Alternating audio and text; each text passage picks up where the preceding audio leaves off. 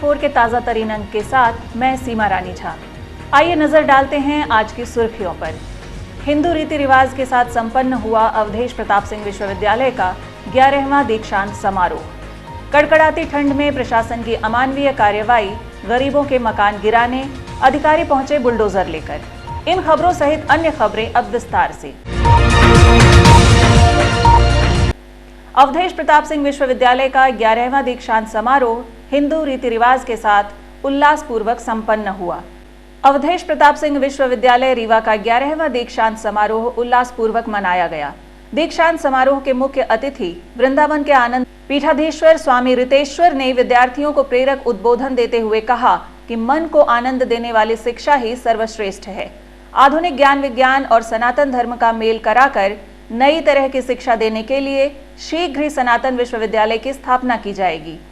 दीक्षांत समारोह में राज्यपाल तथा कुलाधिपति श्री मंगूभाई पटेल ने विद्यार्थियों को पदक तथा उपाधि प्रदान की।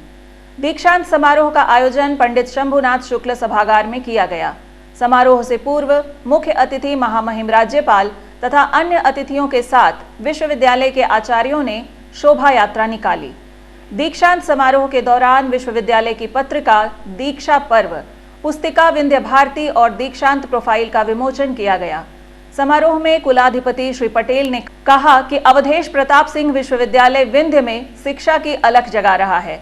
शिक्षा विकास का आधार है।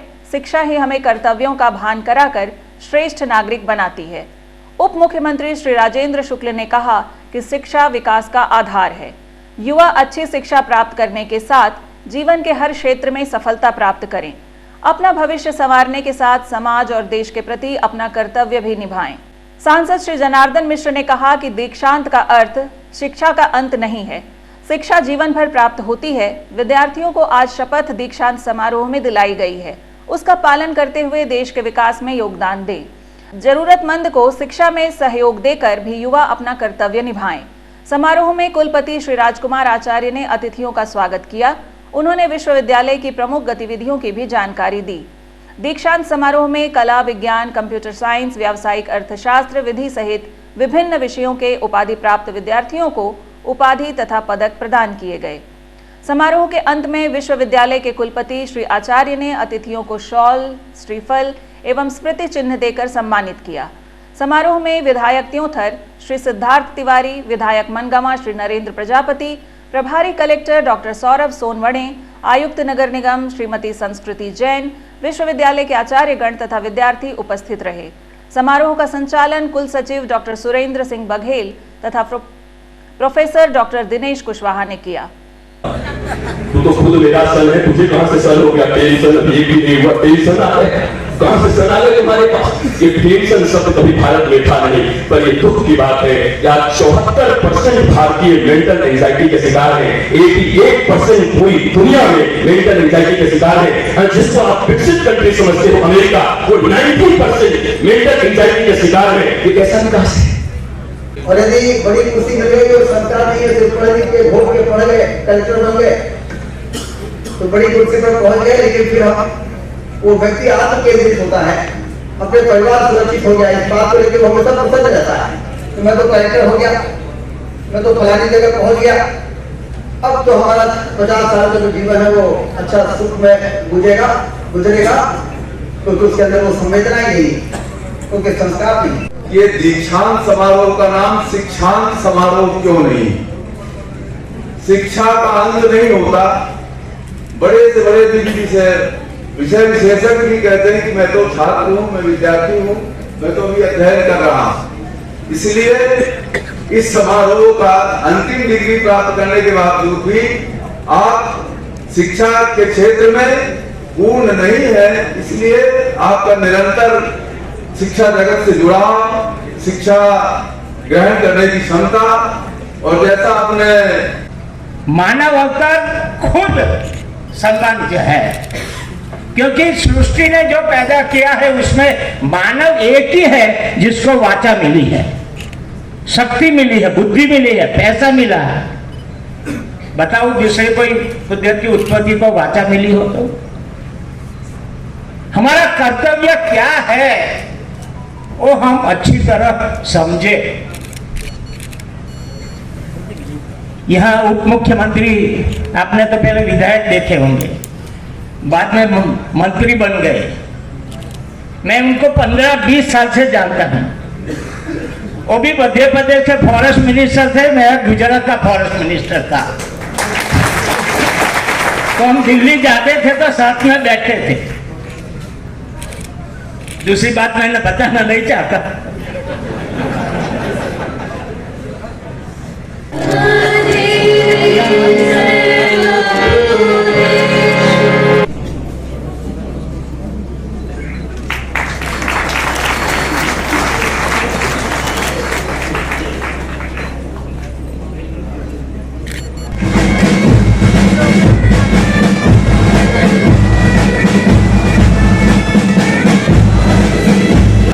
प्रोफेसर मृणाल श्रीवास्तव जी,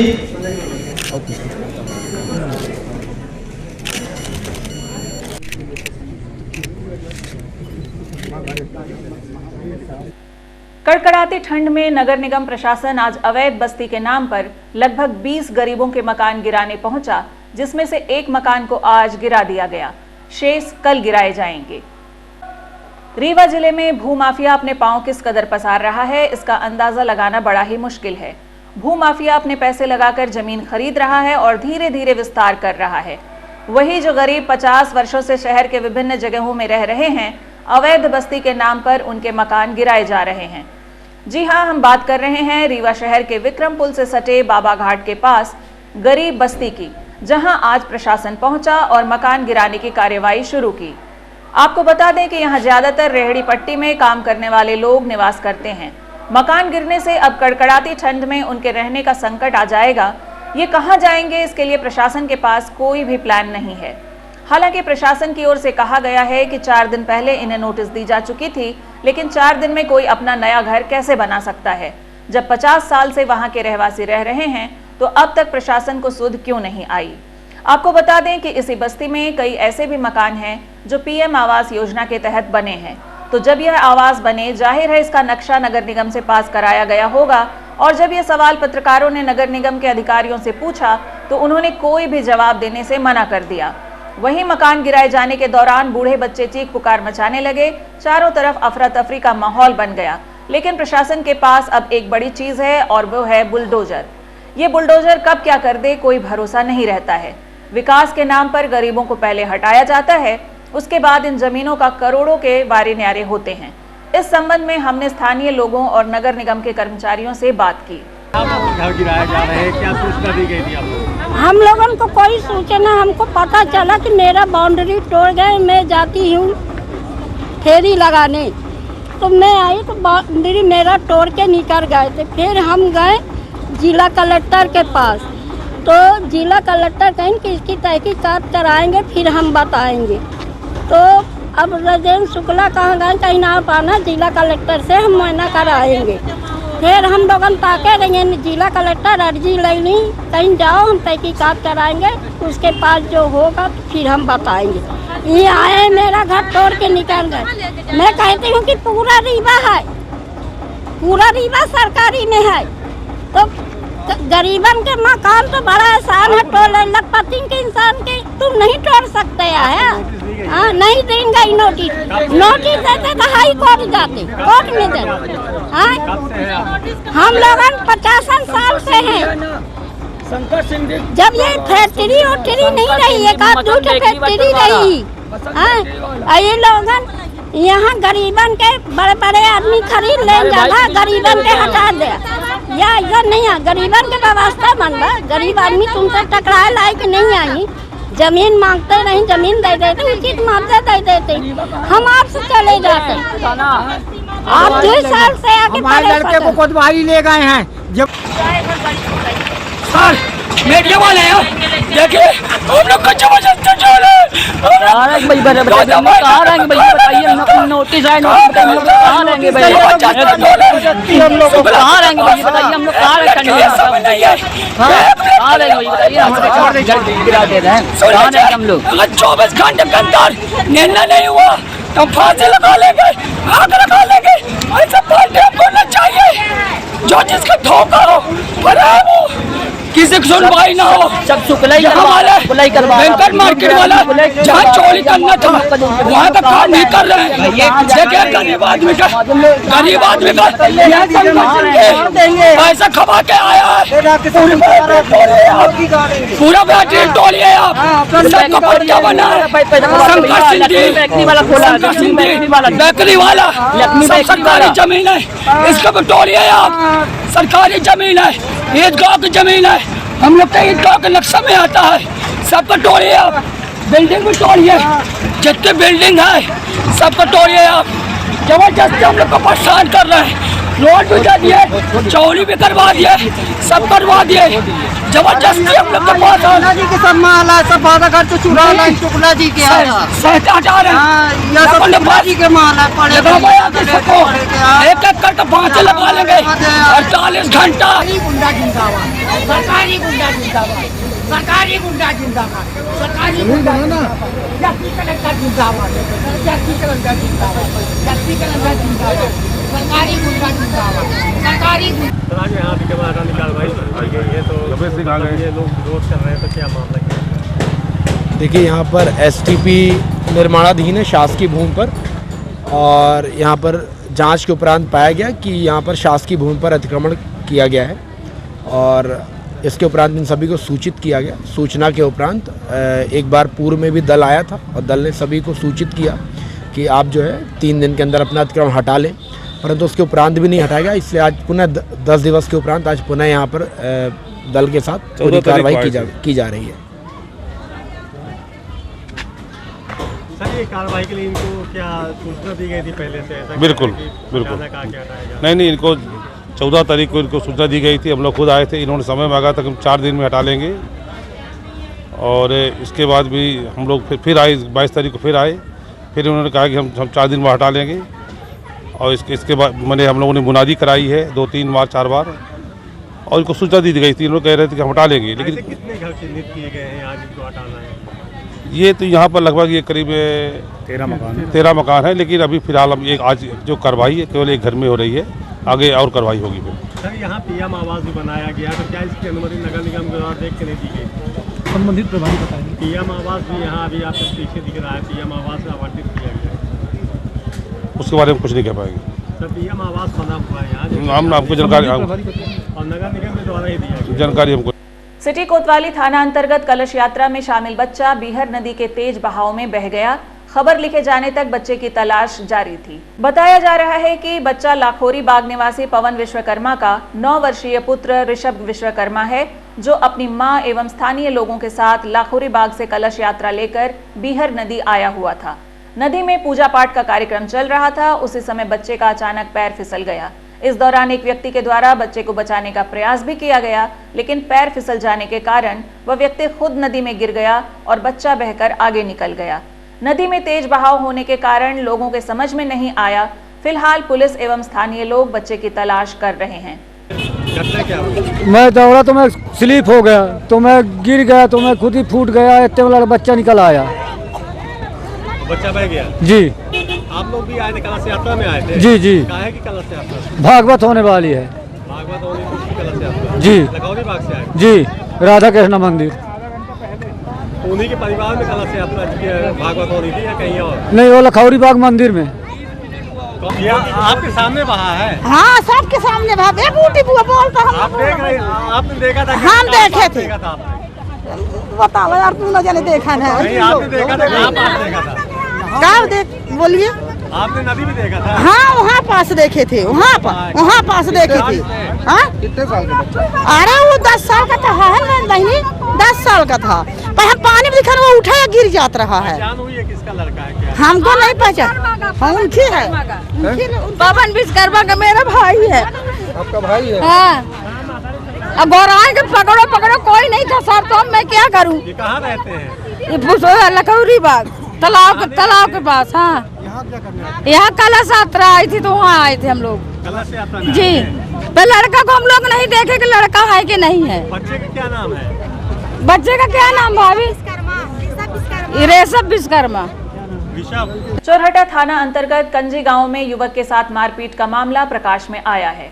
पंडित अर्थ पांडे ने बताया कि वो खड़ा था, तभी 3 लोग आए, उसके साथ मारपीट करने लगे, जबकि 2 अन्य देख रहे थे। उसने बताया कि 2 को वो पहचानता है। मारपीट क्यों की गई है इसके बारे में अर्थ ने कुछ भी क्लियर नहीं बताया। उसने बताया कि साथ में खड़े बाकी के लोग सिरमौर के ठाकुर हैं। घटना को देखकर ऐसा प्रतीत होता है कि मामला आपसी रंजिश का है, जिसकी वजह से यह मारपीट हुई है। फिलहाल घायल युवक का उपचार संजय गांधी अस्पताल में चल रहा है। मारपीट करने में 3 लोग, 2 लोग दूर खड़े होकर देख रहे थे, सब बता रहे थे। कहाँ के रहने वाले हैं वो गंजी के हैं, और 3 जो है वो सब सिरमौर साइड के ठाकुर लोग हैं। क्या नाम है आपका? मेरा नाम है पांडे। थाने में शिकायत? जी, थाने में शिकायत की है आप? हाँ, थाने में शिकायत हो गई है। अभी जाना भी है FIR करने यहाँ से एमएलसी होने के बाद। ललितपुर सिंगरौली रेल लाइन में अपनी मांगों को लेकर किसानों का आंदोलन लगातार जारी है। आज गोविंदगढ़ में ललितपुर सिंगरौली रेल परियोजना के किसानों द्वारा तीसरे दिन भी आमरण अनशन जारी रहा। काफी संख्या में नौजवान अपने नौकरी की मांग को लेकर आंदोलन प्रदर्शन करते रहे। आंदोलनकारी ने निरीक्षण दल के अधिकारियों को पटरी में ही रोक लिया एवं अपने मांगों को मनवाने के लिए 1 घंटे तक पटरी पर ही प्रदर्शन करते रहे। उधर शिवसेना के सीधी के नेता विवेक पांडे भी धरना स्थल पर पहुंचे और आमरण अनशनकारियों का हौसला बढ़ाया एवं उनको हर संभव समर्थन करने का विश्वास दिलाया। उन्होंने कहा कि अगर जेल भरो आंदोलन भी करना पड़ेगा तो शिवसेना आपके साथ जेल भी जाने के लिए तैयार रहे, लेकिन आपको न्याय दिलाकर रहेंगे। कार्यक्रम में जिला पंचायत सदस्य लालमणि त्रिपाठी, युवा एकता परिषद के विकास अग्निहोत्री एवं कई साथी सीधी सिंगरौली पन्ना के नौजवान एकत्रित हुए। किसान महेंद्र पांडे, प्रवक्ता किसान संघर्ष समिति गोविंदगढ़ भी उपस्थित रहे।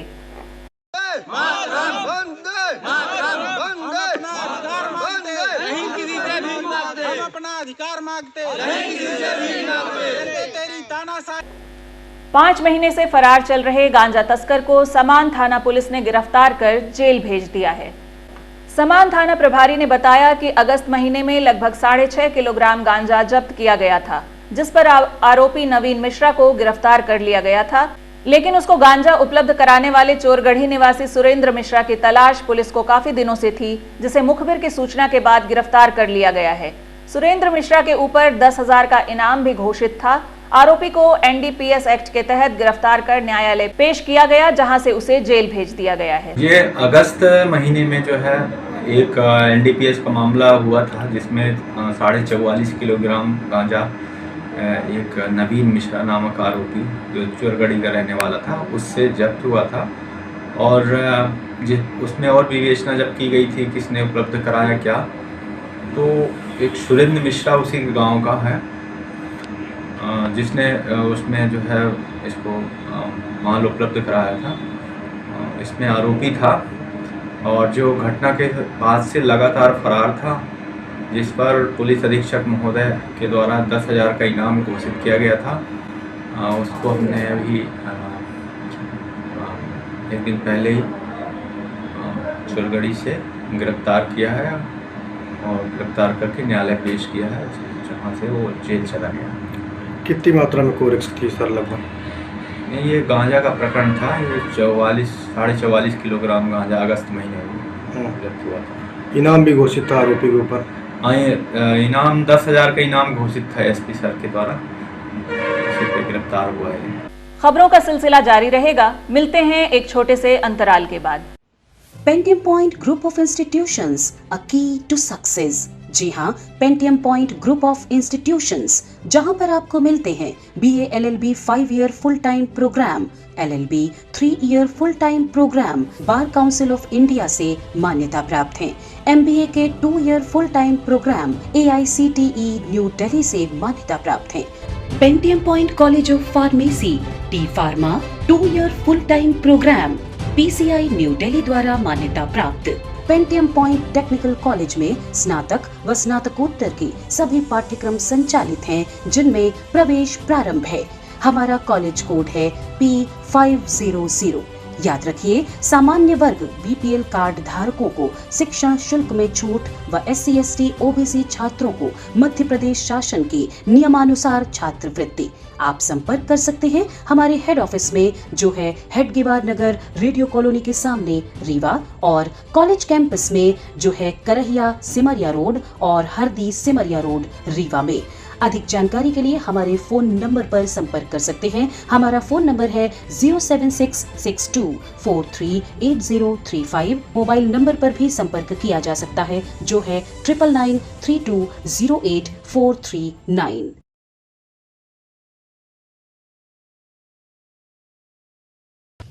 अब आपके शहर रीवा में पुष्पांजलि ग्रीन्स मैरिज गार्डन की हुई शुरुआत। शादी, बर्थडे पार्टी सहित अन्य कार्यक्रमों के लिए सर्व सुविधाओं के साथ आप सभी के लिए सस्ता एवं उचित दाम पर उपलब्ध है।